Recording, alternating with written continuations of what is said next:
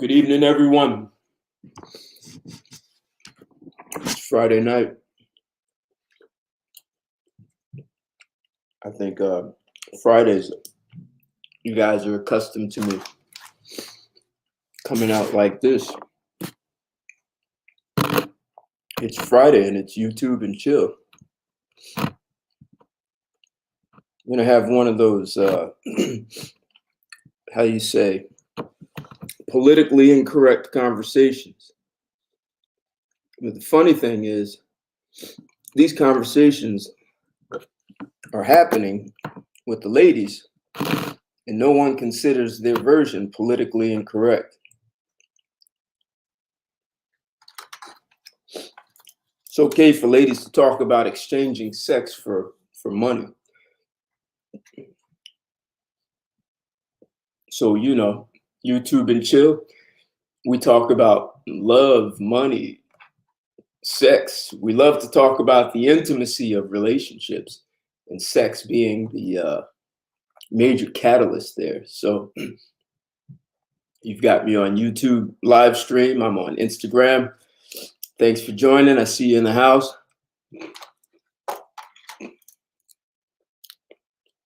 I had a little bit of a gym workout.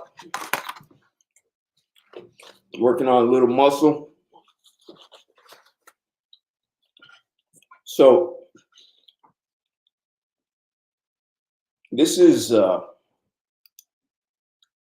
some may call this an ugly conversation. Should men have to protect their wallets from women? I was thinking about all kinds of titles for this show. And that's one, should men have to protect their wallets? But the other one is sex. Has sex become just a transaction for the modern day women? Is the modern day woman engaged in sex only as a transaction? And I hear she has her own money, so I'm not sure why she's looking for money. I forgot. She's got those student loans. Not only does she have student loans,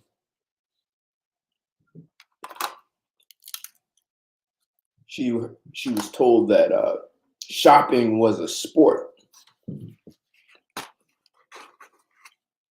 So we want to open up this conversation and slide right in. We're going to get deep in this conversation. And for some of the ladies, this might not feel so good because we're going to drill down deep in this one. And guys, some of you may not like it because I'm going to ask that you rethink how you manage your relationships, how you manage your money, how you manage your time, and how you see yourself, how you develop yourself. Man, these shades give me some limited vision.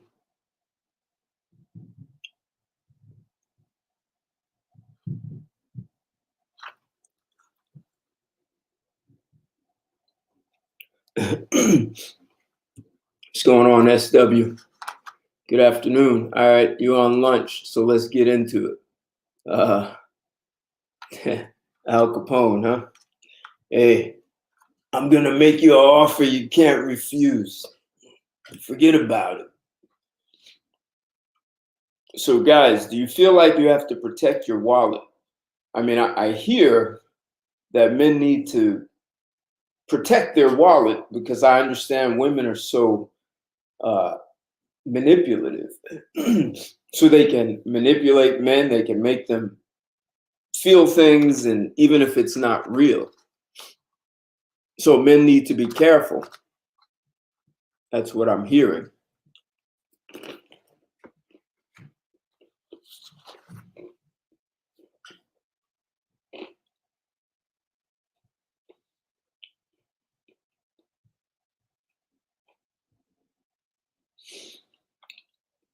From where I'm sitting, I'm going to say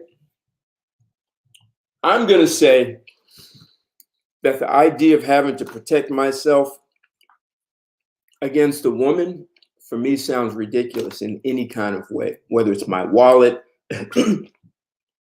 whether it's my physical, my mind.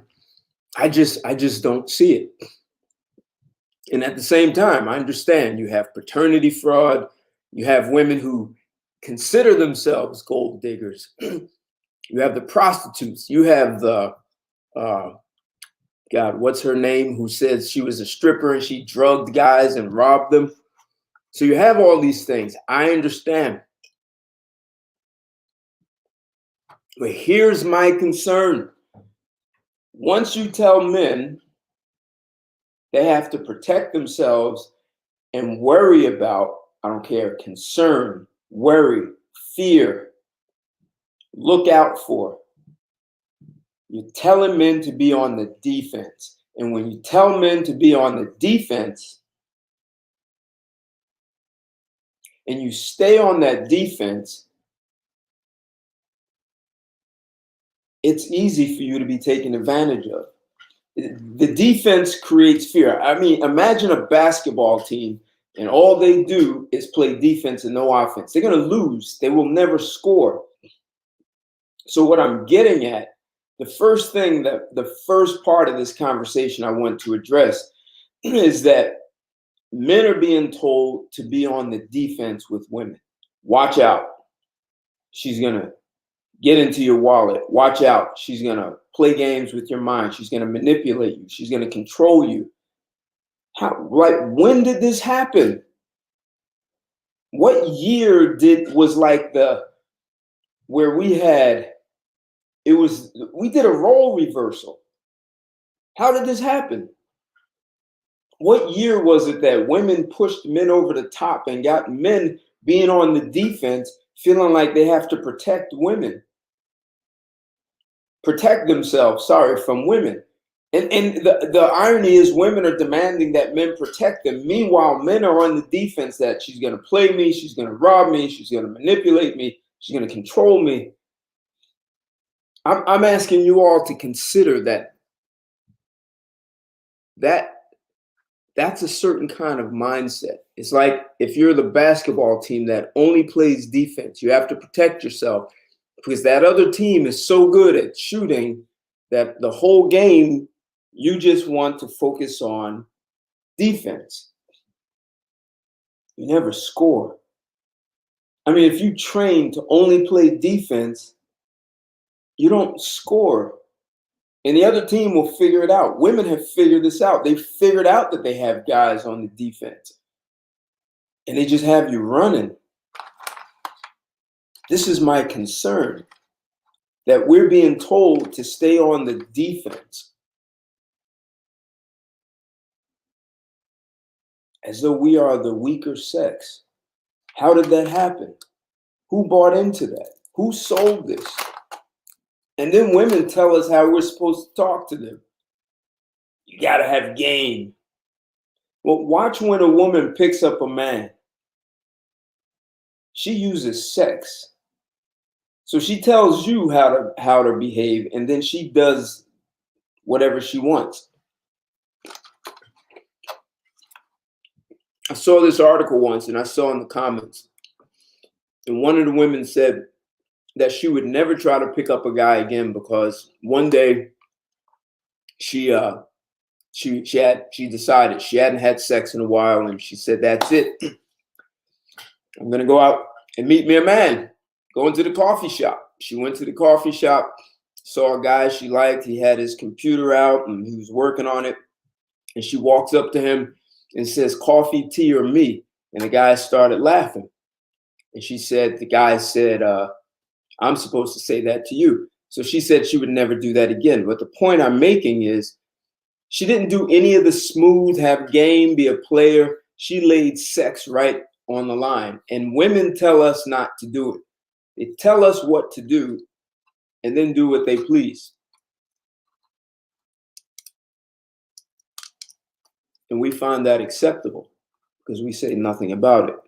And they tell us to have game and we go have game.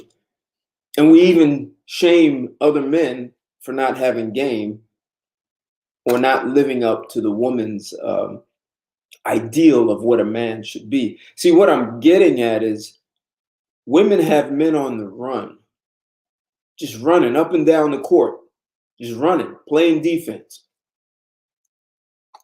serving her, and protecting your wallet while you're doing everything to serve her.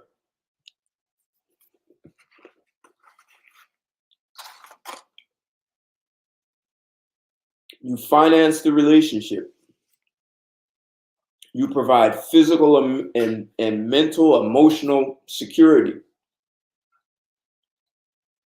And yet you're running up and down the court playing defense. Sexually, you do the work. You're the one grinding that, man. You're grinding, you're getting into it. So there are a lot of perspectives of this that I want to address. But just one point is, telling men to protect their wallet, telling men to worry about being played, all of this puts us on the defense. All of it. In the workplace, men are in the defense. All right, I have to take these off.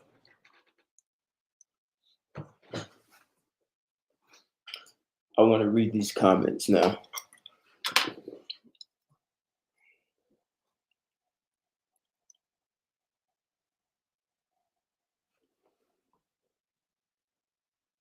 Exactly. Fix for New York. Sorry, I'm just seeing that. What's going on? Cane in a hat, huh? Pimp outfit. What's going on? I see you in the house, Chris. Exactly. It doesn't make sense. Letting a woman dictate the rules of engagement and then using other men to enforce the law that she created. What's going on, Red Pill Mike?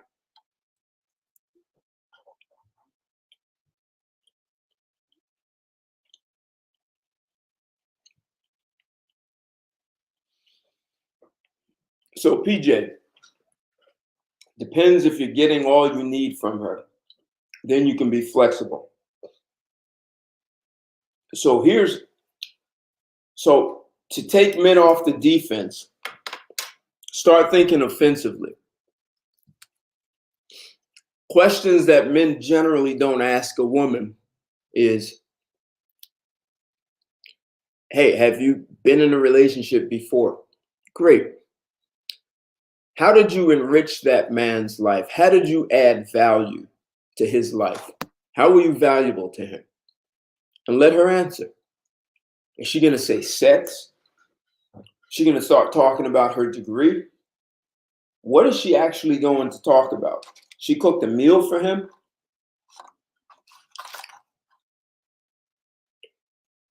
See, that will tell you if she even understands how to bring value, how to be an asset. Ask her how she did it for the last guy. Most women won't be able to answer that question. In the meantime, here you are trying to protect yourself and being on the defense. And she's empty. I mean, was money made to trade for sex? It's a way for merchants to be able to exchange goods and services. Since when did sex become a service? And I understand people say it's the oldest profession. That is just an outright lie. No one's ever proved that. Sex is a mutual exchange in so many different ways. And for the ladies who don't understand their bodies, that's sexually immature and sexually irresponsible on their part. Don't get caught up in that. So sexually, as a nation, hell, we were founded on the Puritans. We never got rid of that culture. But something happened in the I think mid 80s. You guys may have heard me mention this. So they used to do this survey nationwide in the US, and they would ask women, what are the most important things you want in a mate, in a spouse? And always the number one thing women wanted was, and they would ask him, if you had to choose between a man who had a lot of money and a man who was a good lover, women wanted the good lover. That was their priority. Good lover, good lover. Money's important, but they wanted a man who was a good lover. Somewhere in the mid 80s, 85, I don't remember what year, it flipped. It went from the women choosing good lover over money to women choosing money over a good lover. So are women now making sex a transaction? So that was in the 80s where it flipped. And see, before that, there was this culture in the US where women knew they prefer to have a man who was a good lover. So what did that mean? It meant if she was going to have a guy who was a good lover, she also needed to be a good lover. So women had more of a focus on making sure she was a good lover for the man she wanted to be a good lover. And if he happened to have money, she hit the jackpot, right? She hit a guy who was more than average. He could provide more than the average guy, and he was a good lover. She was in heaven. Once it flipped and she said, I'd rather show me, like, what's that movie, Jerry Maguire? Show me the money. Once she got to show me the money, she also stopped being concerned about whether or not she was a good lover. It was like she kind of knew, you give me the money, I'll give you the sex. And I think a lot of guys, you get confused with a woman who will do things in bed. She'll do all the things that you may want her to be, and a lot of guys think that's a good lover. But yet her attitude is, this is just a transaction. And you jump through the hoops, even though, I hate to say it this way, even though you're paying for a service, and yet you have to jump through all these other hoops and be on the defense. Don't take my wallet. Don't mess with my head. Don't beat me up. How can a man have power in his life if his interaction with his woman is protection, is that of a protectionist? I mean, you have a right to beat your chest as a man. But if you're always in protection and defense mode, you kind of get what you see a little bit now. There are now women pounding their chest in a man's face. And men are allowing this as though this is normal.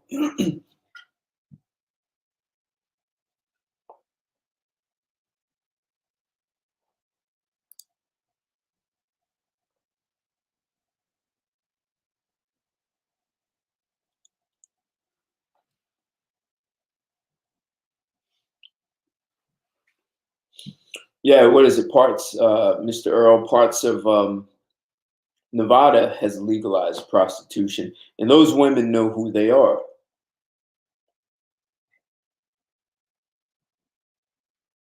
And speaking of prostitution, I lived in Acapulco for almost 2 years, and I arrived there hanging out with some guys. I went through the Panama Canal and came up Central America and ended up in Mexico. Never thought I would stay there. And the captain of the ship said he wanted to go to this famous whorehouse in Acapulco. And he spoke no Spanish. I speak Spanish. He asked me to go with him. I wanted nothing to do with the exchange for money for sex, except I'd never been to a whorehouse. So I went. I don't remember the name of this place. If someone has ever been to this whorehouse in Acapulco, tell me the name. I think it starts with an R. Rosa, I don't remember. So anyway, we get there.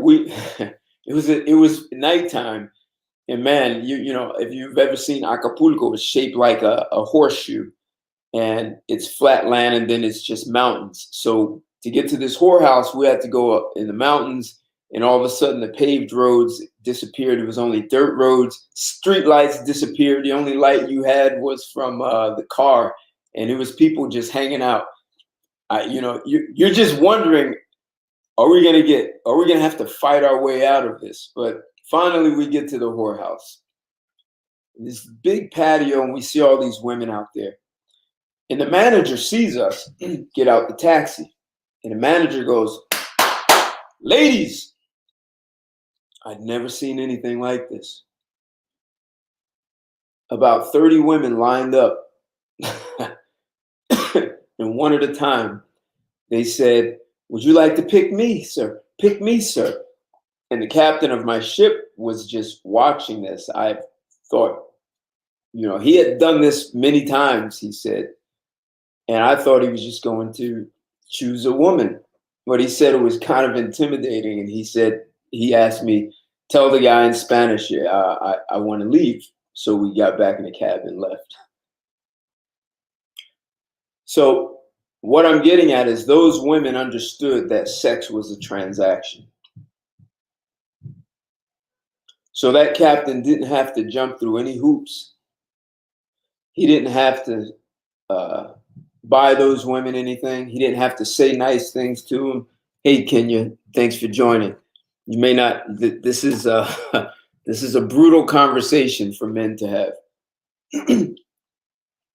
So that captain didn't have to do anything extra aside understand the transaction. Now, we had been in Panama and Costa Rica, and I didn't go with him to the whorehouses there, but he and the other guys had gone, and they come back and talked about what it was like. So it seems like in the whorehouse, women understand sex is a transaction. I'm going to give you money, and in return, you're going to give me intimacy. And there's no confusion about what's going on. A man doesn't have to protect his wallet. He understands exactly what he's getting himself into. And like for me, I don't like the idea of exchanging money for sex. I literally have had women offer me money for sex, and not always the fat older women. So I've had money offered for sex, and I absolutely could not take it. I just don't flow that way. I see sex as an exchange, so, and I don't see money as part of that exchange. I don't see sex as a transaction.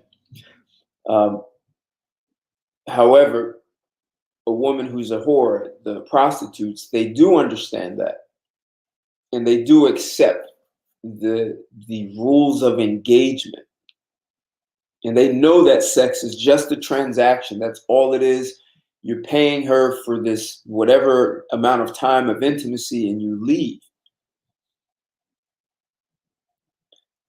When I was telling you guys back in the 80s, when women, before 1985, women always chose to have, they always would choose a man. The majority of women around the nation in the US would prefer a man who was a good lover over a guy who had a lot of money. But that flipped, and women said, "I'd rather have the guy who had a lot of money." And then we start seeing sex as a transaction. So not only were men expected to have a lot of money to pay for sex as a transaction, you had to do all these other things that were above and beyond. You had to have game. You had to take her places. You had to buy her gifts. And now when we look at today's climate, women want cash. Pay my bills. Pay all of my bills. And I'll have sex with you. I think I've heard some guys say women want you to pay bills, and she'll give you a shot at having sex with. It doesn't even guarantee, right? So how did we get here, guys? How did we get to the point where you feel like you have to protect yourself. I mean, a man and woman coming together is just as natural as hydrogen and oxygen coming together, and we get what we call H2O. We get water, as they say in the Netherlands, water, or Suriname. You get water. It's a natural combination. I mean, imagine if hydrogen had to play games and jump through the hoops with oxygen. We might all die because we'd have no water. This is an exchange. The two come together to make something that neither of them could have done on their own. And sex, for me, is like that. And I think we're really missing out on this, except if sex is going to be a transaction, why are so many men worried about defending themselves against a woman? I mean, there's some brilliant women. There are some women who can be extremely valuable to a man. But somehow in our creation, we were created to be physically stronger. And if you look around, all these innovations we have, every industry, the industries that we created, gold, diamond, silver, copper, lithium, all of these industries were created by men. The steel industry, the auto, the airplane. So not only are we physically stronger, not only do we have a biochemistry that allows us to take risks, but we have the creativity that builds civilizations for thousands of years.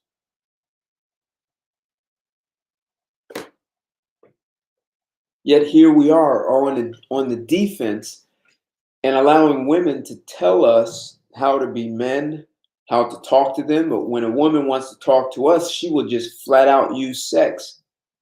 She'll do all the things that she'll claim is distasteful if we do it.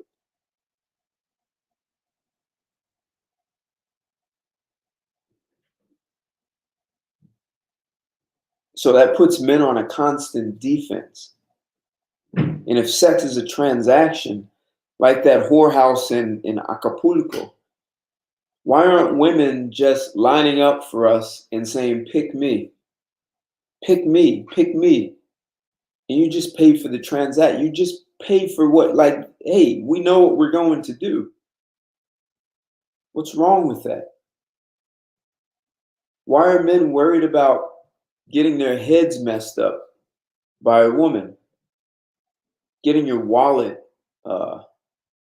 invaded. It's your wallet. It's your money. Right? Every one of us traded our brain power or our manual labor, or a combination of the two, and we traded that for capital. We worked hard for it. And then to take something that we worked hard to gain, to acquire, and then to just give it to someone for something they were born with. They didn't work for it.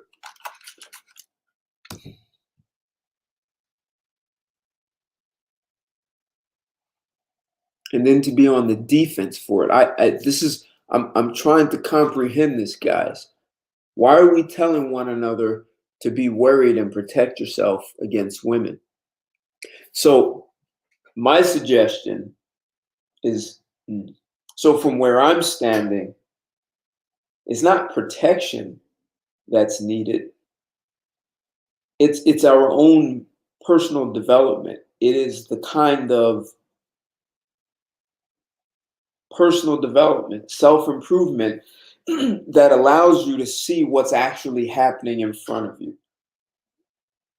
It allows you to talk to someone and listen and know what questions to ask. Like the question I asked, if a woman believes that you should be just honored to be in her presence, that she's doing a favor for you sexually, If she's doing all these things that's a favor and you should pay for these favors, then you have a right to find out what makes her valuable.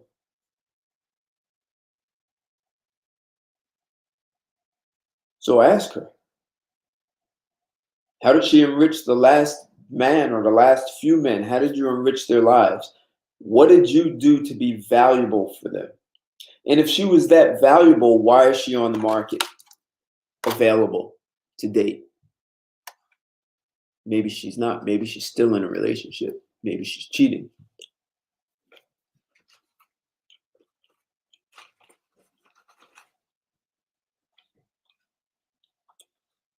See, in the whorehouse, those women were all dressed in bikinis, so you knew what you were paying. You were getting this body. You understood, and you were paying for access to it.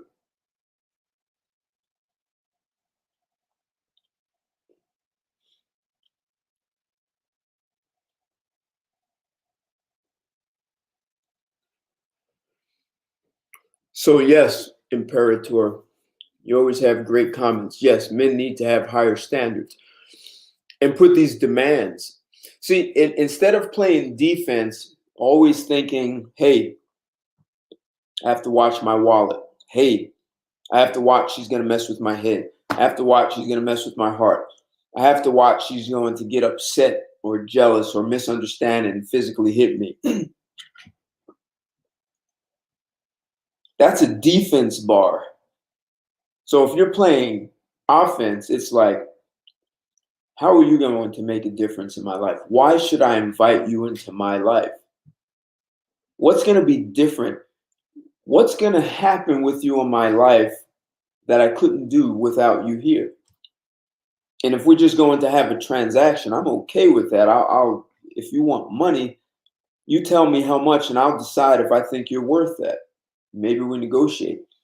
There's a joke that I heard that some guy was in a bar and he walks up to a woman and he says, "Hey, lady,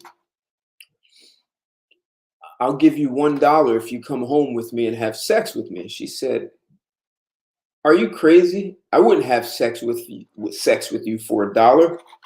What kind of woman do you think I am?" He said, "Well, we just established what kind of woman you are. I'm just negotiating the price. So if $1 doesn't work, we need to figure out what price works." If women want to put themselves in that position, then they be treated that way.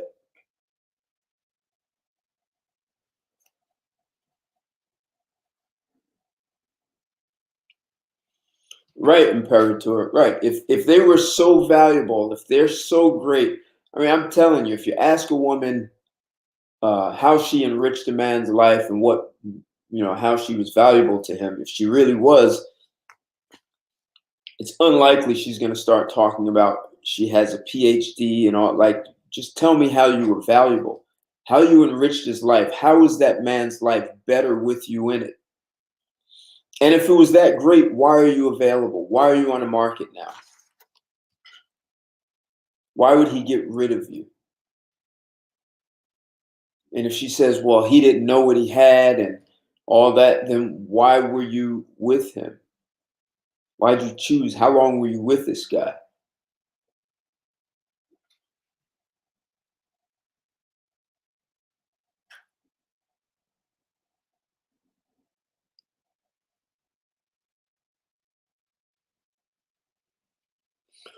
Hey, Mr. Earl, I definitely hear you. Why are women are mean and bored out of their mind relationships today is impossible to deal with. So why bother dealing with these ladies, period? So no dinner dates, no go outs. They do not appreciate men. I mean, that's rough.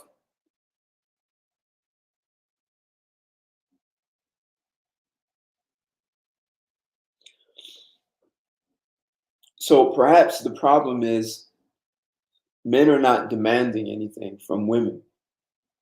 So if you're asking a woman, how did you provide value? Then you, at some point, some follow up is, well, how would you provide value in a man's life going forward? If it were me, how would my life be better off with you?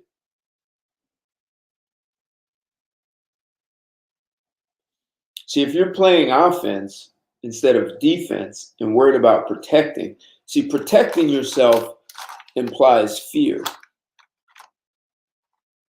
that that other person has some advantages on over you, and you're at this disadvantage. I don't see how men are at a disadvantage.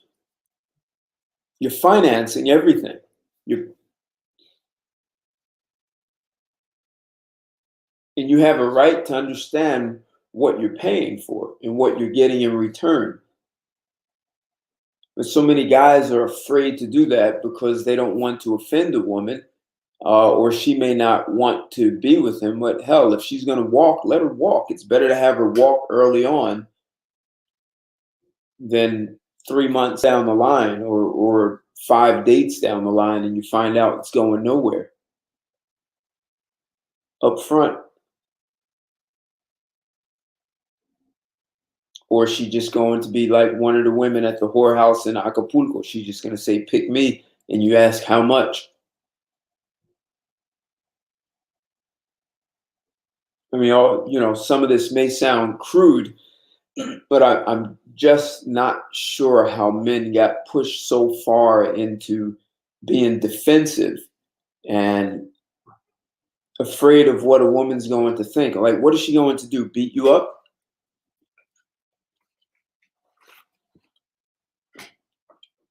I mean, I hate to sound cold.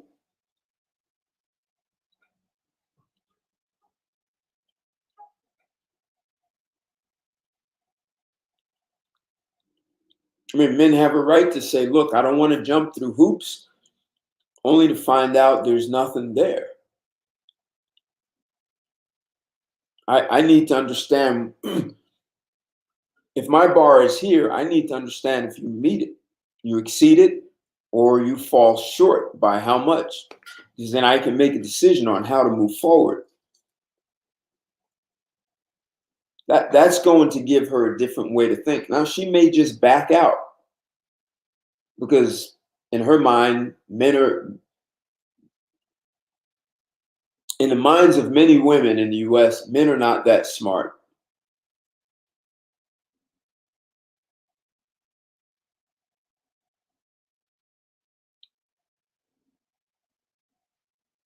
They believe we're simple. All right, technically that's an insult.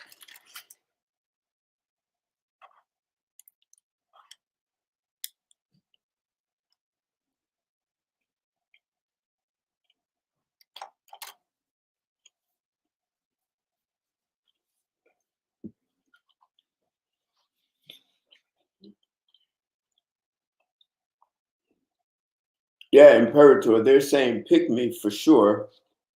They get dressed up, they buy all these outfits. Hell, they buy things they can't even afford.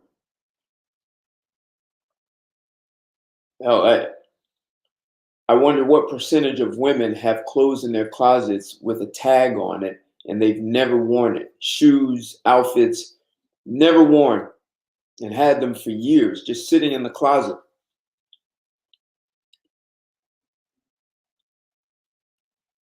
It was on sale and I bought it.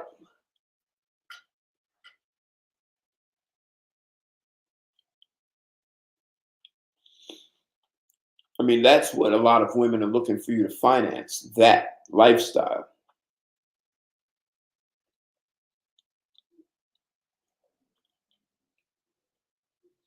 And Imperator, I I hear what you're saying. You say women reject men. Well, maybe there's another way to look at this. So the way a woman's brain works and a man, women have way more worries and concerns. They worry about how they look, um, how they sound. They're concerned about all these things. So they're always looking for someone to make them feel good.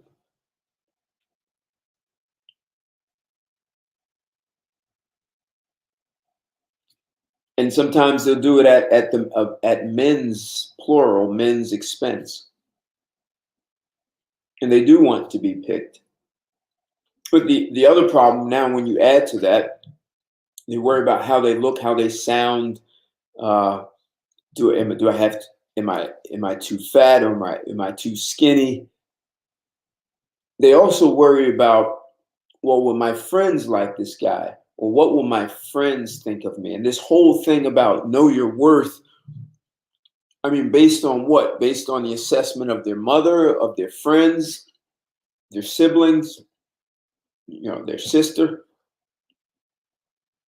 So a lot of women are not even looking for a man that's right for them. They're looking for a man who fits some criteria of her friends, like this made up thing that has nothing to do with what's compatible with them.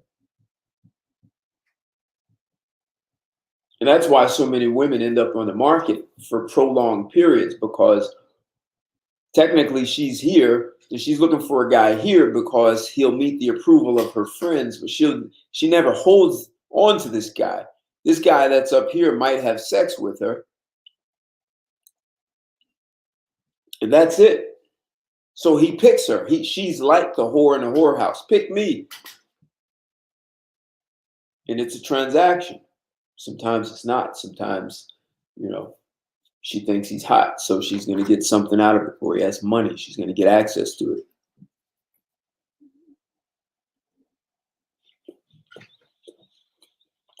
And Mr. Earl, you say something important. Yes, feminism has told women that men are horrible and men should be happy to have sex with women, and you're worth more than anything he can pay. You're priceless. All these things. Love your body. Even when she's 100 pounds overweight, he should love you for who you are. Women have been told all these things. There's another aspect to this that has already started to come back to haunt men. And that is, men too want to buy the woman who's up there, whether it's in looks, whatever the criteria is. And so what men do is kind of leapfrog. They one up one another. And the woman is the recipient of, she's like on an auction block. The guy says, I'll take you to a movie. Maybe that was in the 50s. And the next guy says, well, I'll take you to dinner in a movie. And the next guy says, well, I'll take you to an expensive restaurant and a movie. And then it goes to, well, I'll take you to the Bahamas. I'll buy you a car. I'll buy you diamonds, a diamond necklace. So men one up to one another so often that women just kind of stood there on the sideline and was like, wow, so you're going to do all this for me? Okay. Well, it's like, the auctioneer. I got $15,000, 15,000, 15. Can I get 16,000? Can I get 16? See, I get $16,000, 17. Can I get 20? I got 20,000 in the back. And that's the way women started dealing with men. I got $15,000. This guy's going to give me 15. What are you going to give me? 20. I get 30,000 in the back. The man in the back, you got 30,000 going, $35,000. Men are being dealt with like that. All you have to do is stop bidding. But see, here's that creates a certain mindset. Once men believe that that's how they have to engage women, that's a mindset that's hard to shed, because in a man's eyes it works. So what happens? Men, they don't like the way that system or social interaction happens. So what do? They go to the Dominican Republic, Colombia, Brazil. They go somewhere else. Exactly, PJ, a pussy auction. Well, men started going to other countries. And now they're with these women who don't know about the auction. They don't know about the auction block. But what do the men from here do? They go down there and they start bidding for women. Same mindset. And what did the women down there do? They adjusted. Eventually, they started expecting it too. And they started saying $15,000, or they were like, I got $1,000, 1,000, 1,500, 2,000. And for the guys here, it was like, wow, I'm getting these gorgeous women for pennies on a dollar. So instead of 15,000, I'm getting her for 1,000.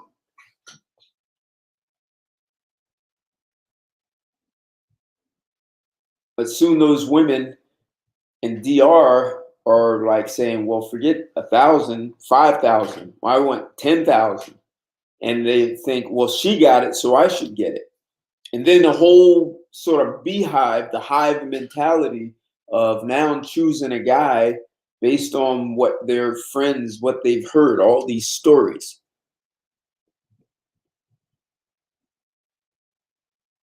Earl, Mr. Earl, what is that? Harlots. I don't know. I haven't watched television for about 10 years. I can't. I made sure I cannot watch television. It just sits there. I can watch a DVD on it. So I don't know. What's that show? Is that, it was sort of like an auction on that show?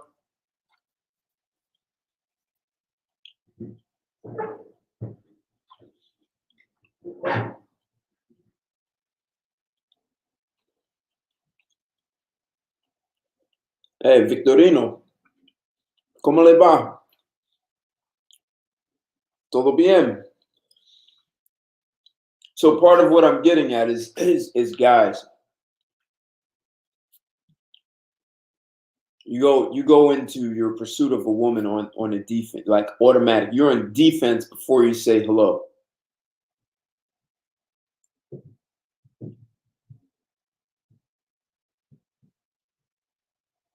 I'm not getting into whether men are the prize or the catch. I'm not getting into any of that.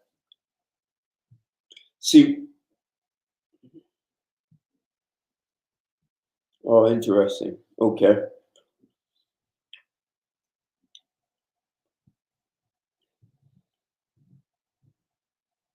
What I'm getting at is women want to be picked. They don't want a guy who is what they think is less than them.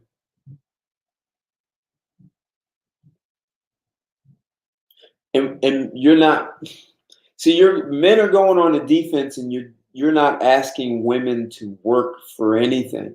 You're willingly giving up your hard-earned capital. You exchange your brain power, your manual power, or a combination of the two. You exchange it for capital, and a woman comes along and says, pick me, and she's wearing a waist trainer, she's got on a weave, she's got tons of makeup. Like, you don't even know what you're getting. And when it comes to sex, it's a mutual exchange. This whole idea, guys, this idea of why buy the cow when you can get it for free, that is such an insult to men, because what is that? That diminishes our value when it comes to sex. Hell, we're doing most of the work. We carry life. If she wants to be impregnated, it has to be by us. We have to drop life into her. And once you drop that sperm in her, the sperm does all the work. It has the intelligence. It creates the placenta. It fertilizes the egg. It does everything.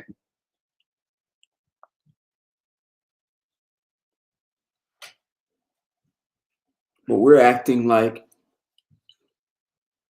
she's giving us everything. Sex is a mutual exchange. She's not doing us a favor.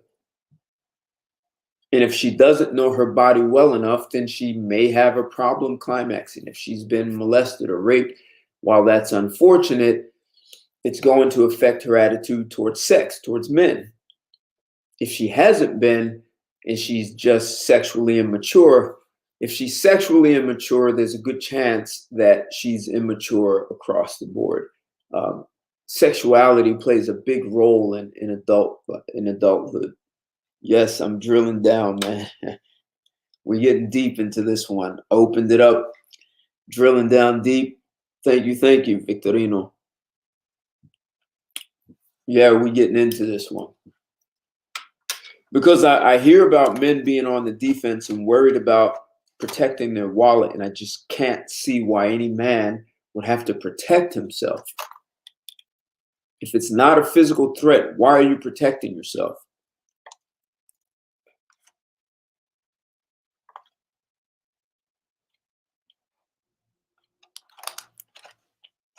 See, Imperator, it's perfect that you said it. You said that so succinctly.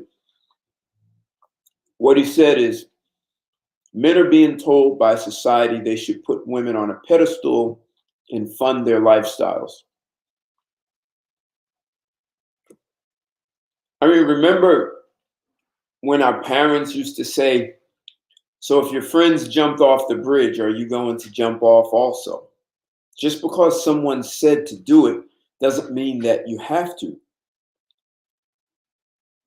And I understand that women can have this expectation because this is the dominant conversation riding right across society.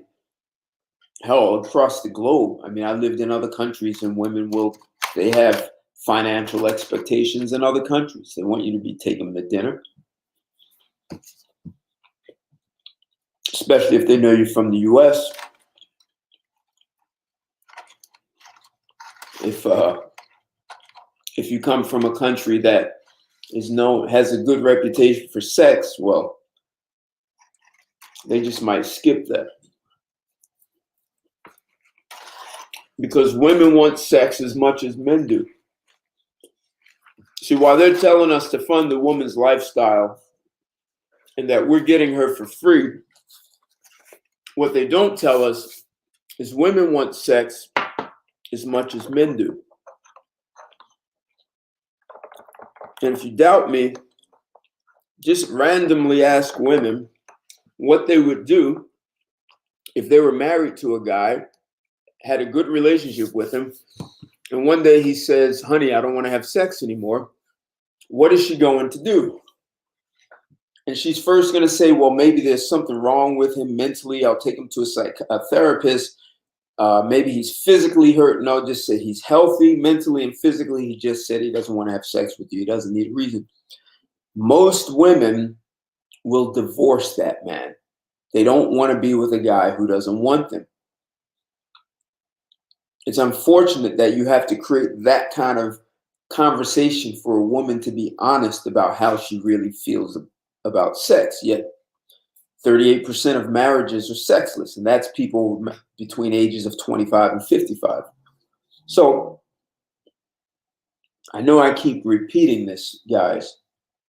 This whole notion of men being on the defense to serve women who have no intention of bringing value to your life because they're looking at sex as a transaction.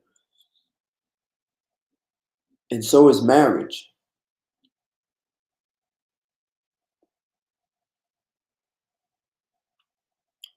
Get the lights up on this, guys. This is a message that men need to hear around the world, that a relationship is mutual. This whole idea of equality is ridiculous because we're not equal. We don't need to be. And working to be equal is ridiculous. And that is something the feminists have imposed on us. Instead of looking at how we complement one another and work together, we're trying to prove that we're equal. Imagine a football team where everyone's trying to be equal. Everyone wants to be the quarterback or running back. You're just going to fail.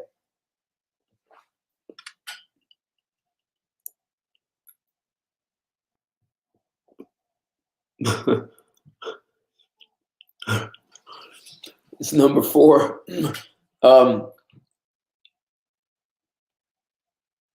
We see men are not asking women what have you done for me. See, men are made to believe that just a woman being around you, just being in your presence, she's already done you a favor. And if she then goes to have sex with you, oh my God,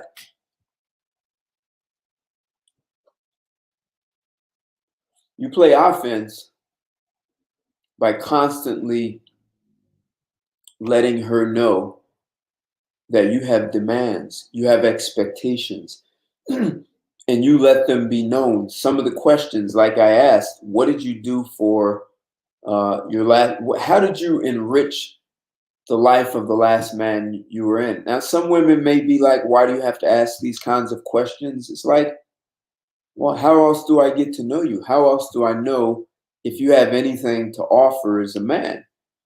I mean, sometimes you can experiment, like just say, like, be reckless. Hey, how do I know you're worth my time? And she may get offended. Well, maybe I'm not. Maybe you're not. I don't know. But to see if all men took that approach, and I understand there are lots of guys who will bend over backwards and say, I'll do it for you. I'll pay all your bills. Usually she doesn't give a damn about those guys. But you have a right to know. See, an offensive way is to say, look, I'm sitting down getting to know you because I'm strongly considering to invite you into my life. And this is my life. I'm the only one who gets to choose who comes into my life. And before I invite you into my life, I want to know who you are. I want to know how my life is going to be better off with you.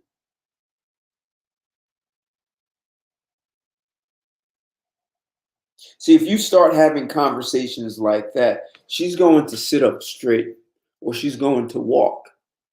And if she's walking, there's a good chance she was only looking at this as a transaction. And if it was a transaction, she would have been better off to just say, pick me, like the women in the whorehouse. So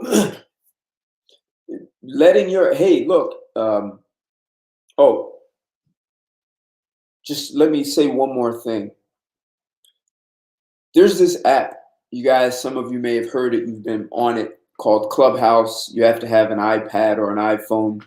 And in the Clubhouse, this is an app where people, it's just audio and they talk about all kinds of things. Celebrities get to engage their fans, and just the average person gets to create a room and talk about relationships, finance, business, leadership. And there are a lot of people on there talking about relationships. And what I'm noticing is there are a lot of women hosting these conversations about how to get a high value man. How do you know if you're worthy as a woman for a high value man? Uh, avoid the dusties, like all these conversations. And what they're telling these women to do is basically finesse men. So they've heard that men prefer women who are feminine, fit, intelligent, all these things. And basically, they're telling these women, just get the ring. Stop. They're saying, stop all this, I'm independent. Stop these things that will turn a man off, because what women have now figured out, men are not responsive to certain things. So they're telling women, stop that and do this. But what they haven't done is change the mindset and the behavior of the women. So all they did was get a undesirable woman to learn how to dress, to change her voice, and say things that in some ways you could say she's being a player, because her goal is to get you to invest in her, to jump through all the appropriate hoops. If she's in another state, you should fly her in. I mean, you are funding her lifestyle. You'll pay her bills, all these things. They're just telling women, just do what it takes to get him to put a ring on your finger. Do what it takes to get married. And so that's an ugly trap because we've heard plenty of stories of women who did whatever it took to get the guy to put the ring on her finger, marry her. And once they were married, she was like, okay, I don't have to worry about trying to get you. Now I can show you who I really am. And it kind of reminds me of a story. I worked for this company, and when I lived in DC, I worked for a company, and I remember we had a fire drill, so we all had to go outside into the parking lot. And I was listening to two women, two like executive assistants talking, and one said, "I'm getting married in 2 months." She said, "I just have to keep this weight down until I get married, and then I can just let it all go." And I don't know if men do that. I've never dated men, but I've just heard too many times that there are women who believe that I just have to do these certain things for this finite time period, and then I can just do whatever. I can get fat. I can talk to him any way I want. And so when you talk about offense, Imperator,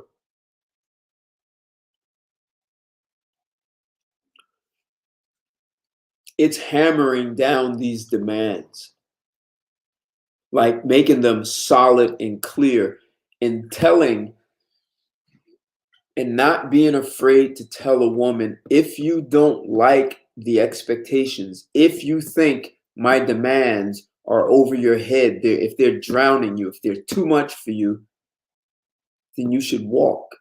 If you think you can find a better deal than me, you should take it. In some ways, I'm talking about a woman is now walking on eggshells because you've set the bar. And this is not just on Mondays and Tuesdays and Fridays. This is 7 days a week, 24 hours a day. And she either has to be able to live in that mindset. It's like a lifestyle. Like I'm a vegetarian 24/7, 365 days a year. I've been doing this since the late 90s. And I don't do it on the weekends. I don't do it in front of people. I go have Thanksgiving dinner with my family, and my grandmother makes special food for me because it has not cooked with meat. And they honor my diet. It's 24/7, and everyone around me understands it, and they accommodate me. It's the same thing when you're playing that offense with women instead of defense. And yes, I understand women want to compete with men. Um, I find that unacceptable. Like, if a woman wants to compete with me, I make it clear. You want to compete, I don't play to win. I will play to destroy you, and there'll be no relationship to talk about. I won't care. If you want to play for competition, I'll treat you just like a man. And I'm not playing to win. I want to annihilate my competition. If she wants to play in that world, that's, hey, the next conversation is, look, how much is it going to cost me to get you to go away? I still want to have sex with you. I just want you to leave. Treat her that way if they want to compete.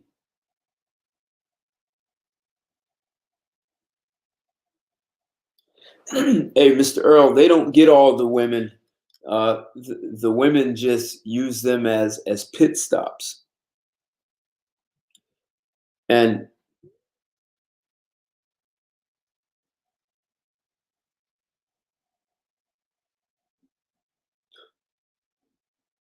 big body lens.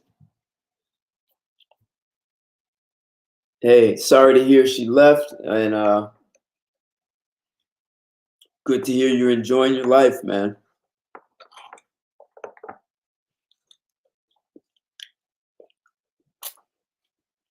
Little protein.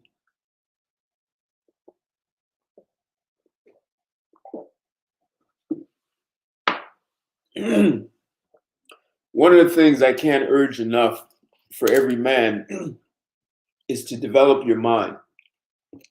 You see, when you develop your mind, people talk about personal development, self-improvement.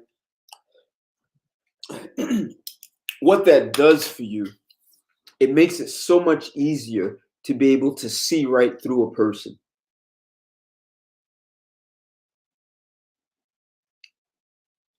You see, you learn to be quiet and let people talk. I don't care what it is. I don't care if it's in work. I don't care if it's in a relationship, it's family. Developing your mind is extremely important. It supports effective decision making because it makes it easier to clearly see what's happening in your life, in your world. And so when you meet women, like women are telling you who they are and what they will do, what they won't do.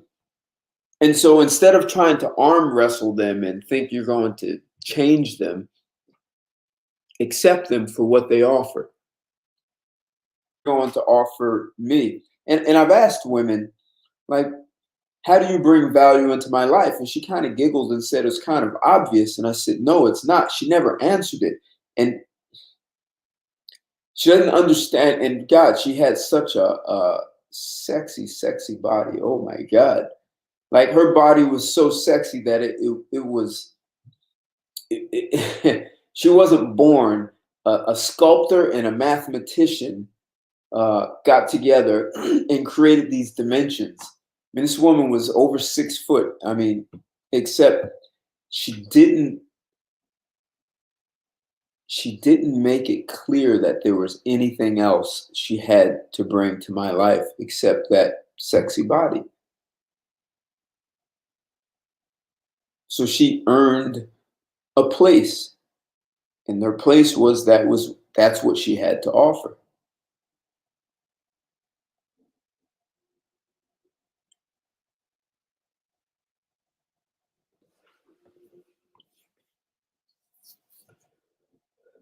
Yeah, I think people worry about trust way too much. Way too much. See, you all are not putting demands on women, and women know you're not going to put demands on them. And see, when you do, they're going to start saying, well, you have all these expectations. They're going to say, you make me feel like I'm walking on eggshells. And then you're going to go into defense and feel bad. And you're not looking, a woman is a human being. And yes, their brains operate different than ours. They just do.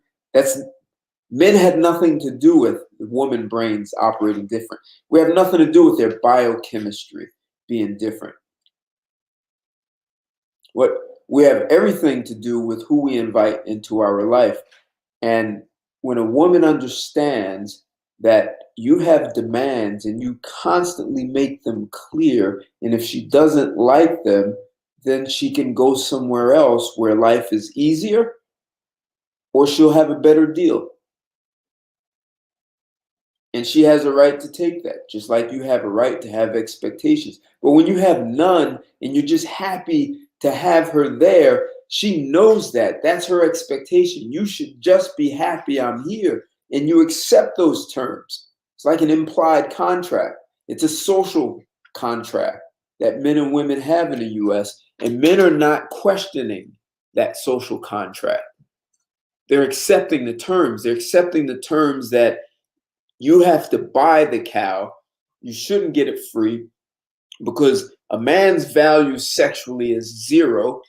That's why we have to buy it. She's getting us free. No one ever talks about that. Big body lens. Good question. How do I go about developing my mind? Well, one way is reading books that revolve around self-development. And it doesn't have to be about relationships. It could be anything, understanding. I mean, a very complex way is a simple, maybe a dummy's book on neuroscience, right? Understanding how your brain and your body works, right? So you can better understand this thing that we call love is really just neurochemical secretions, so you don't get so caught up and sucked up into um, feelings that are really based very much on surface, right? That's one kind of book. Um, there are good books about leadership. There are good books about leaders like John D. Rockefeller, Howard Hughes, Andrew Carnegie, like and Henry Ford, like understanding how great people think, right? And giving you great examples. I would say the best way is to have a sort of a tour guide, right? Someone who can provide you with specific tools to transform the way you see yourself, and that way that transforms the way you interact with the world. So in corporations they call them an executive coach. uh, an executive coach is someone that helps you better understand yourself, your mental barriers, your blind spots, uh, and some of the things that you just miss, right? And a really good executive coach could also help you. Some of those barriers, blind spots, are because of past childhood events, right? So there could be some trauma that has you be triggered, and those triggers make it easy for someone to manipulate you. When you can unlearn those things, it frees up space in your brain. Like it gives your brain more bandwidth, and I've read somewhere that if you can undo trauma, you actually increase your IQ, your intelligence, right? So increased IQ has a lot to do with pattern recognition. So, and I'm saying a lot of things. So the better you are at pattern recognition, the easier it is to be able to see how a person is presenting themselves and even some of the hidden things that they may not openly express, because everyone says things, right? And then there are things that are unsaid, yet they're still communicating unspoken communication. So you develop a kind of intelligence that allows you to see that, and it makes it easier for you to engage someone and much quickly choose who you want to be in your life. So a great executive coach would support you, and those are skills that would be in your professional life and in your personal life. Uh, they're transferable because your life is your life. It doesn't matter where you are. So you want increased intelligence, what you call better perception, being able to recognize things before you put yourself in situations you don't want to be in. So uh, I hope that answers your question. But there are some good books there. There are some good books. It's the challenge with some books. Some of these things are, it's good to make sure your interpretation is clear, so someone who can uh, walk you through it.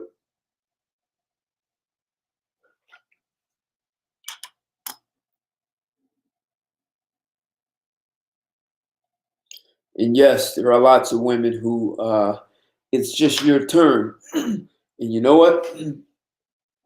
You guys have seen me talk about women who have had sex with more than 6 guys, more than 5 guys. That the more men she has sex with, the more likely she's going to be in an emotionally unstable relationship. You need to be able to smoke those women out. You need to be able to distinguish them. You need to be able to recognize those patterns of a woman who really is stable emotionally because she hasn't slept with a lot of guys, and a woman who just went out to have good times. She feels like she got burnt by that. Her time has run out. The wall, which is undefeated, is there. And you need to be able to see the woman who didn't learn anything about how to be in a relationship with a guy. She's competing. She doesn't really care. She just wants the ring and a wedding. She doesn't want to be alone, but she doesn't know how to actually be in a relationship. Yet she'll say whatever she has to say because, like I said, in this place, Clubhouse, that's what women are being taught. Just tell him what he wants to hear. You can actually strip that down and start to see who those women are. Unfortunately, it may be a lot. And going abroad, it has its pluses and minuses. You know, women are going to be women, and women will always respond to a man. So if you don't like the way the world is engaging you, it's not the world that has to change, it's you that has to transform. So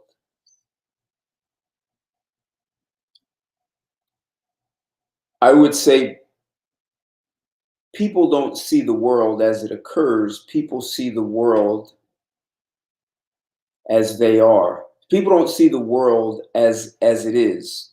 They see the world as they are. So people who've had a lot of trauma and many triggers in their past, the way they're going to see the world is they're going to just see triggers all over the place.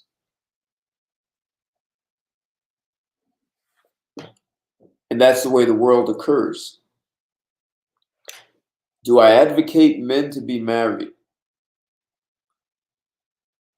The only way, wow. So men who are married, the only reason I could ever see wanting marriage is because you're very clear that you want to have children, and you want to make sure your children are can legally inherit a legacy that you are building. So, one, you need to have some clear legacy that you're building. Two, you want to clearly have children. Now, you don't have to get married to have children and leave them your legacy. You have these surrogate mothers who get paid a fee to have your children, and you get, see, there's where you get to demand what her diet is, and you get to put demands on that surrogate mother. See, you're paying for her, you're funding something. See, if men could understand that, that's really the position that we are in, except the surrogate mother knows that she's being paid for service. So she's going to carry your child for 9 months, and then she's going to disappear. If you are a guy who has that kind of legacy and you don't want the liability of entering into a legal binding contract called marriage, where the government sanctions that contract, you can choose a surrogate mother. If you are going to choose a wife to marry and raise a family in a 2-parent household, which is the most ideal.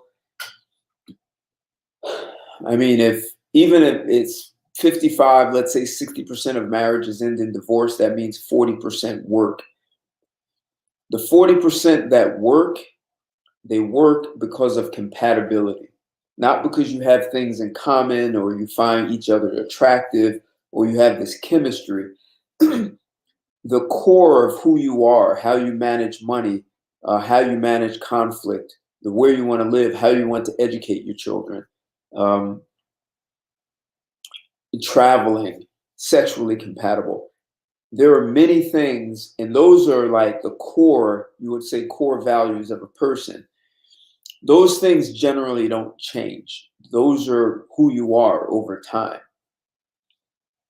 If you're compatible with someone and the two of you are willing to do the work to make sure you have the proper relationship skills, not only do you want that person, if it's marriage that they want, marriage is a prenuptial agreement.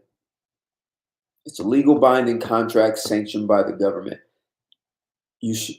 I would never suggest that you have a legal binding contract sanctioned by the government without having an addendum called a prenuptial agreement. And that prenuptial agreement needs to be like this 7 or 8 page where this woman is saying, I'm not signing this under duress. This is my choice. This is what I want. It needs to be done during good times, so that in the event it goes south, that you've worked out how things are going to be divided up, divested. So I wouldn't just arbitrarily suggest marriage. Marriage for love is, I would say, is a bad idea. Love is a horrible reason to get married. It's a feeling, and it's predicated on so many different things that it goes like this, and that's a disaster. Compatibility is what makes relationships work. And so marriage is, it really is for your children, to make sure they are legally connected to you, uh, for your inheritance, for whatever legacy you're leaving behind. If you're not having children, I'm not sure why you would get married at all. So did I answer your question, Imperator?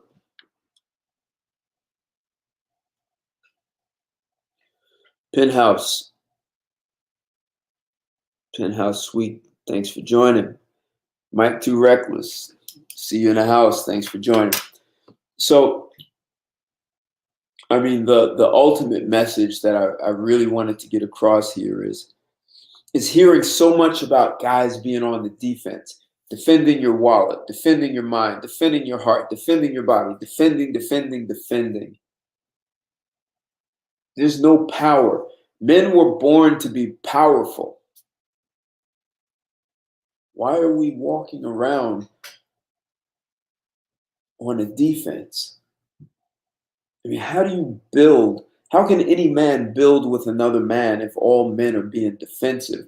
And then shaming other men for not being on the defense. Hell, if they want to call you machismo and cocky and all that, just take it as a compliment, especially coming from a woman.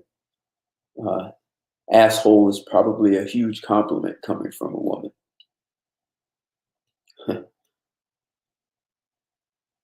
So, are you considering marriage, Imperator? Is that something you're considering? Or are you considering it, or do you think I am suggesting that that's a solution?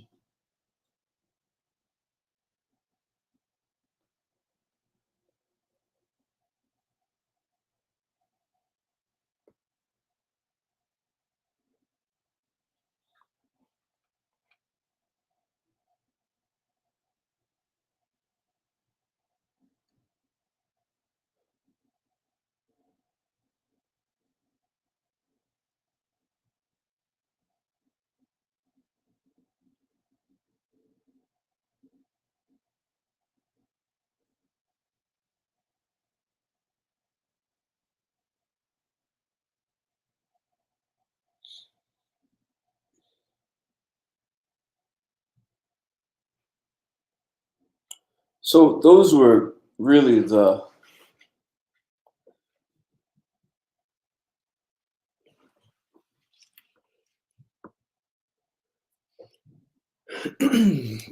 so there's another reason why, and you say it's good for society. There's another reason it's good for society.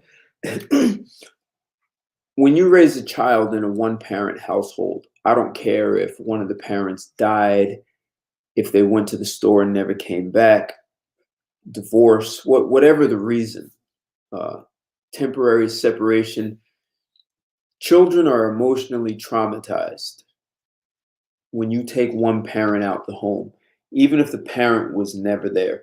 It's trauma for the children. And that's a problem. Like, we've already raised more than one generation of a lot of children who've been emotionally traumatized because they grew up in a one parent household. So technically it's really unfair to the child. And I've had this conversation with women who said, "Oh, I'm just going to go to the sperm bank, and I don't need a man to raise a child. I can do it on my own." And I was, my thought was, wow, that's pretty damn selfish. Like, you may claim you don't need a man, except the child does. And how could you want to raise a child and claim you care about the child, except you don't even care what the child needs? Like, that's just so selfish that you would emotionally damage a child. Why? So you won't be alone, so that you can prove you can do it on your own? Like, it was such a ridiculous idea. So generations of children being emotionally traumatized. And then when it's time for them to grow up and come together, they won't even know how to do that. So then then you'll have emotionally traumatized children who are now adults raising children who are also emotionally traumatized. Like that, single people cannot sustain a society. Yeah. You'll have people so damaged, and maybe that's what we have now. They're offended by everything. You can't say that. People get offended by hello. So it's really not working.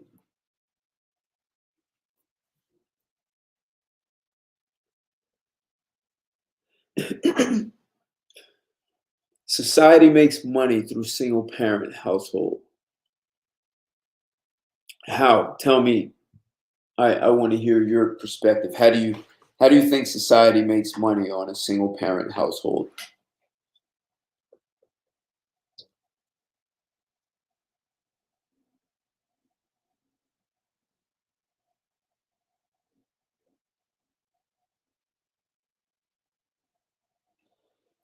I mean, that's probably the case. And a lot of people may think it's the government, but if we really follow the dollars, we'll find out that it's not the government that profits.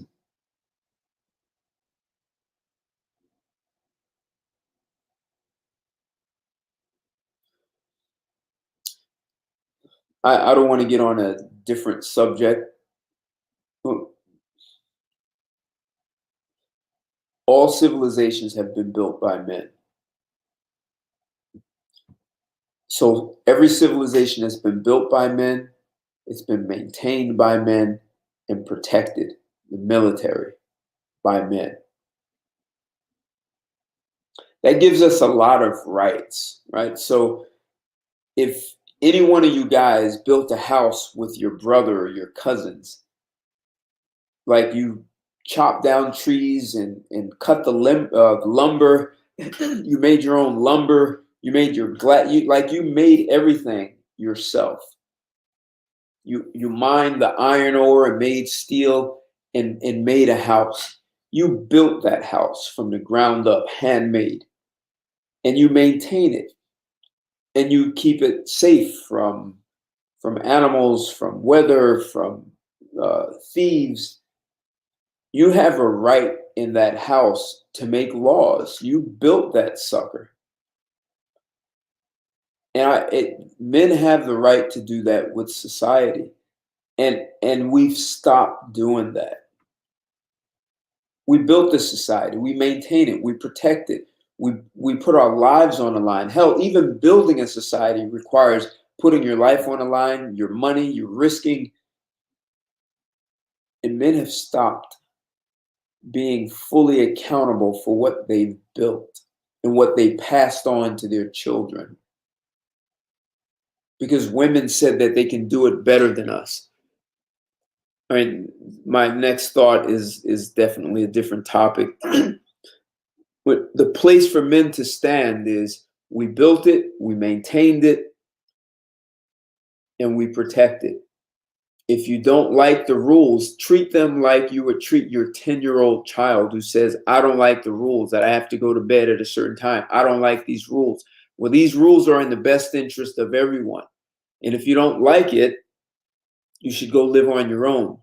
Women, you can go create your own island, your own society, and you can build it any way you want and create all the rules and education. If women really want to prove they are equal, instead of them begging men for jobs, they would just go build their own companies. And in a free market society, they would compete. They'd make cars and shoes and clothes, and they'd have consulting firms. They'd have accounting firms. They'd create a stock market. They do all that, but they won't. And we are allowing this, and we're seeing that it's not working. There are women who are exceptions to the rule, but that is such a small number. And some women don't become valuable until they get older.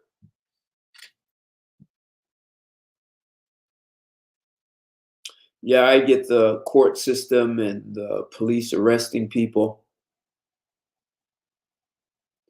Yeah, I get that.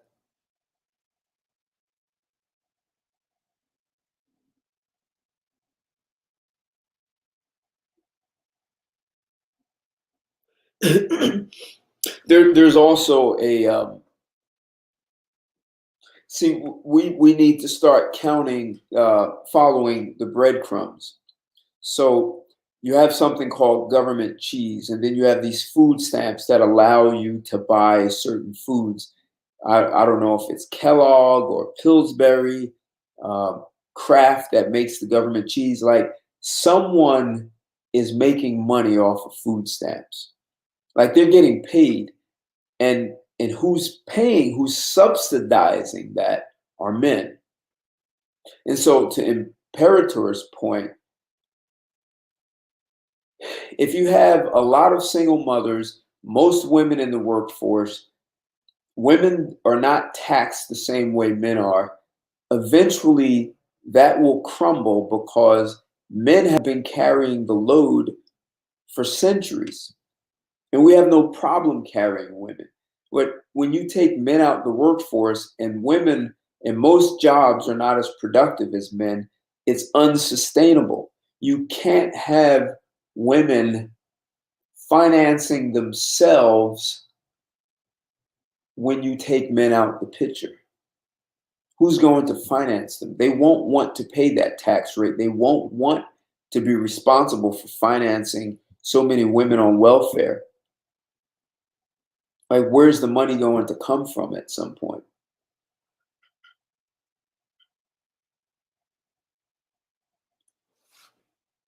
So yeah, it won't.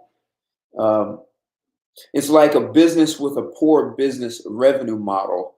Uh, and the business may have some good ideas and good products, except their revenue model is really poor, and what that business becomes is a takeover target. So eventually the US can find itself being a takeover target.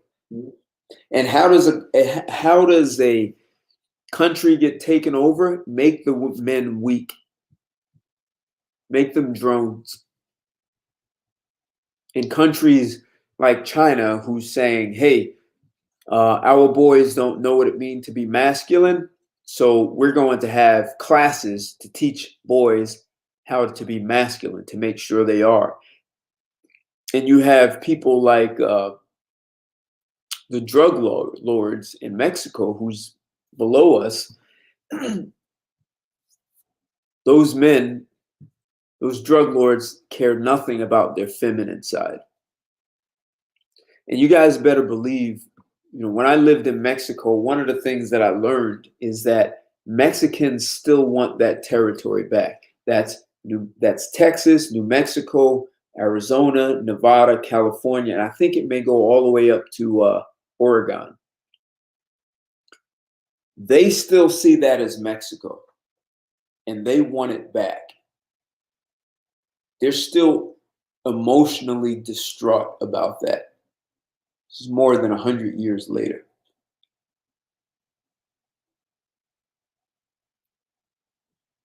So that's something else to think about.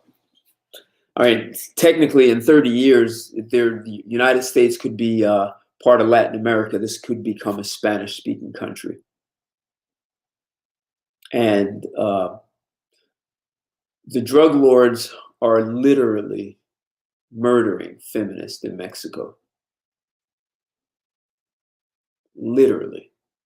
And when those women complain, protest, the women who stick their heads up to complain, they get them cut off. And the men who stand up for them, they also go. They disappear. So if the United States if we weaken our men, El Chapo and those other drug lords will have no problem invading this country.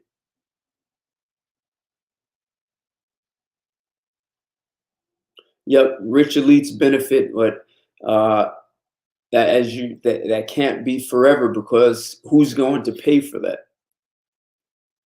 Yep, that's right. China's no joke, and we may be just underestimating Mexico. We really may be. I mean, the El Chapo's gang beat the Mexican army last year. They slugged it out. They fought it out with him and won. Two of El Chapo's sons was arrested, and they got one back. I don't know if they got the other. So they are no joke. And here we are, our men in the United States, trying to get in touch with their feminine side and living on the defense and worried about what women think. And even though you're doing the funding, you're paying for everything, you're worried about your wallet, you're worried about your mind, your heart, you're worried about all these things. And you have a right as a man to stand up and make demands. I mean, what is a woman going to do when you stand up and make demands? She's going to walk? Well, she's probably going to walk anyway. I mean, why should a man have to walk on eggshells when you're funding everything? And she's expecting protection, provision, and in return, it's so unclear what you get in return, yet you're the one who has to be on the defense. Like, what the hell is that about? Like, how have men allowed them to be in that kind of situation? It used to be he who has the gold makes the rules. Well, now men are expected to have the gold and the woman makes the rules. And don't tell me it's always been that way. It hasn't. Interesting. You met El Chapo's family. Interesting.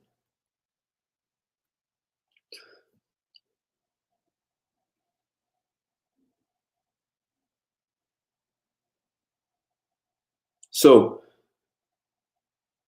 part of the question was, how do you play offense? The major part of playing offense is knowing that you're the one who makes it happen. So the man is expected to lead in the relationship. When it comes to sex, we do most of the work. We are the ones who plant life. We fund it. We protect the relationship and our environment to make sure it's safe. If we're doing all of those things, why the hell do we feel like we need protection from the weaker sex? Like, we're offering all these things, and you ask this woman, if I do all of these things, well, what's my return on that? What am I getting back in return? And she wants you to drop on one knee, put a ring on it. Since these women are growing up without a father, it means you pay for the wedding. Traditionally, daddy, her father's supposed to pay for the wedding. She wants you to pay all the bills, and hell, she wants you to pay the bills before you're married. I mean, the list just goes on. You're in the position of power, and yet you're accepting her make the rules. See, women will do what you allow them to do, and I'll say it again, if they do not like the rules, the women who don't like it can pack up, go move to an island, and create their own civilization. We know that most women are not going to go. Most women won't want to live in an environment with just women. They know that. Hell, I listened to my grandmother tell her daughter that she would never vote for a woman as president. She said women are too petty. Women can't work together in companies. I heard my grandmother say that. I was 17 years old. I was shocked that women saw one another that way.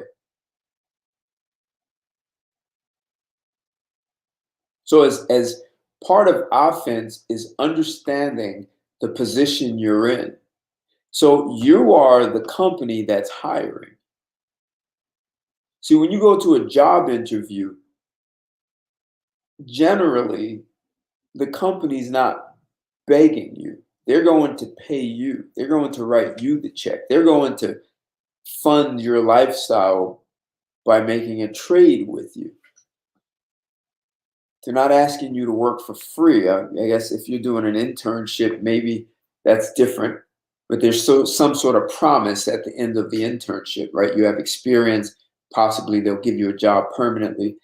So if you're hiring a woman into your life, you're inviting her. Just think of it as you're hiring a woman into your life, and she's got to provide some service that's beneficial to you. See, this is really very much about mindset. And if you are coming from that, it becomes a lot easier to engage a woman and not feel like you have to jump through hoops and do whatever she suggests. You have the right to say, no, I'm the one who's making this happen. You're expected to approach her. You're expected to ask for her number. You expect to ask her to go out. All of these things. Am I saying women are worthless? No. I've met some great women in my time. What I think has happened is the whole thing of men one-upping one another has created a sense of entitlement for women that they actually believe they don't have to do much. But like I said, back in the 80s, when women said they'd rather have a man with money than a good lover, and you combine that with women believe men are not smart and men only want one thing, women believe they don't have to prepare for a guy. Now, they do know they have to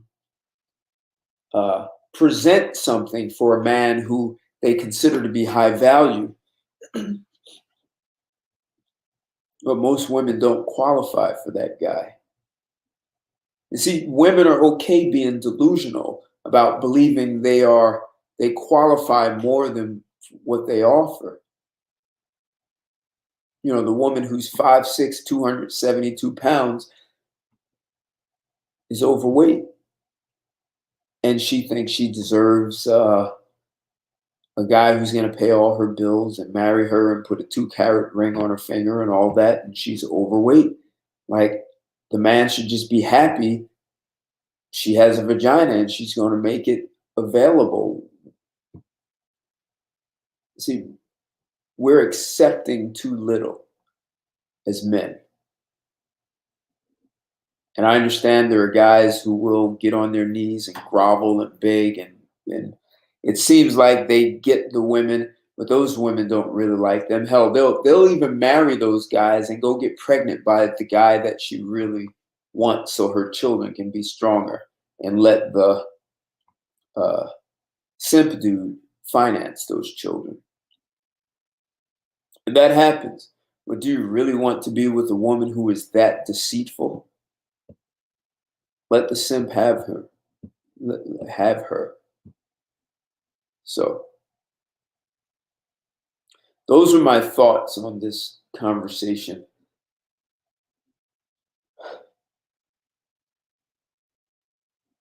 I ultimately want to see men stand up and be able to create boundaries and say no and get order, because we are in chaos and the women will not be able to pull us out of this.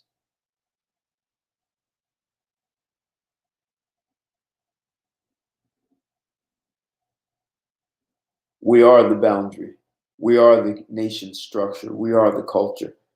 We are the builders, the maintainers, the protectors.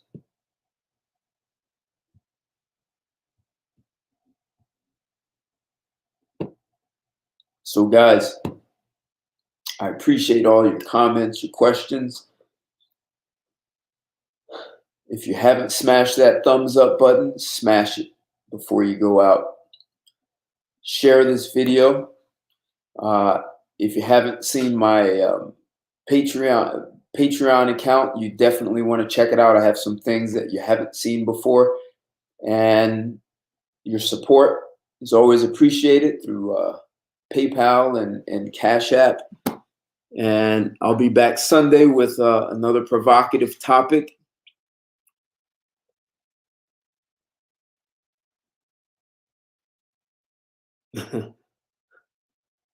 Yeah, lots of crazy stuff, Mr. Earl.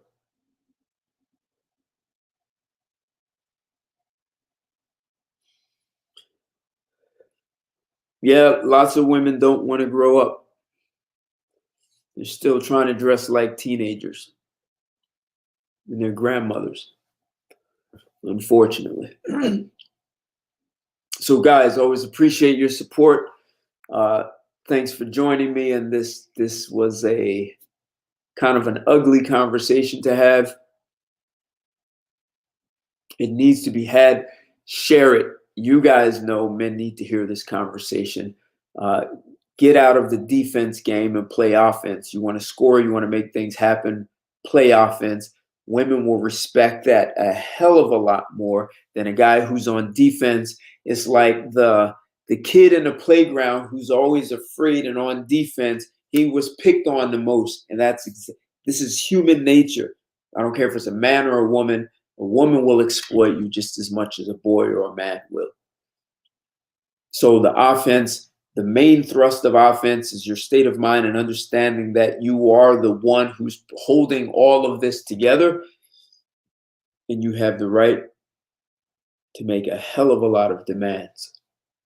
Even if they're unreasonable, it is your divine right as a man to make high demands and hold women accountable, hold people, your children, your brothers, everyone. Thank you, Mr. Earl. And with that, I'm signing out. Have a great weekend, everyone. Always appreciate your support. Thanks a lot. Take care. And I'll talk to you. Take care. Bye.